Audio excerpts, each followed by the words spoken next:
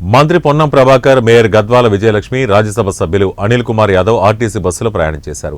పంజాగుట్ట నుండి లకిడి కప్పుల్లో హైదరాబాద్ కలెక్టరేట్ వరకు ఆర్టీసీ బస్సులో టికెట్ తీసుకుని మంత్రి పొన్నం ప్రభాకర్, మేయర్ గద్వాల విజయలక్ష్మి, రాజ్యసభ సభ్యులు అనిల్ కుమార్ యాదవ్ ప్రయాణం చేశారు. ఆర్టీసీ బస్సులో మహిళా ప్రయాణికులతో మంత్రి పొన్నం ప్రభాకర్ ముచ్చటించారు.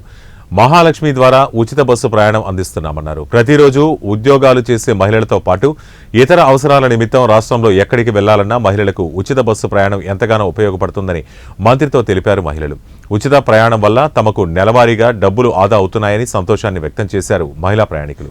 కొత్తగా నగరంలో పెద్ద మొత్తంలో ఆర్టీసీ బస్సులు వచ్చాయని, ప్రయాణికులకు ఎక్కడ ఇబ్బందులు లేకుండా ప్రభుత్వం అన్ని చర్యలు తీసుకుంటుందన్నారు మంత్రి పొన్నం ప్రభాకర్. ప్రజాపాలన ప్రభుత్వంలో ముఖ్యమంత్రి రేవంత్ రెడ్డి నాయకత్వంలో సన్నబియ్యం పంపిణీ చేస్తున్నామని, లబ్ధిదారులకు ఇందిరమ్మ ఇళ్లు వస్తున్నాయని, 200 యూనిట్ల ఉచిత విద్యుత్, 500కి గ్యాస్, కోటి మంది మహిళలను కోటీశ్వరులను చేయటమే లక్ష్యంగా మహిళా సంఘాలకు బస్సులు వారికి ప్రత్యేక పథకాలు అందిస్తున్నామని తెలిపారు.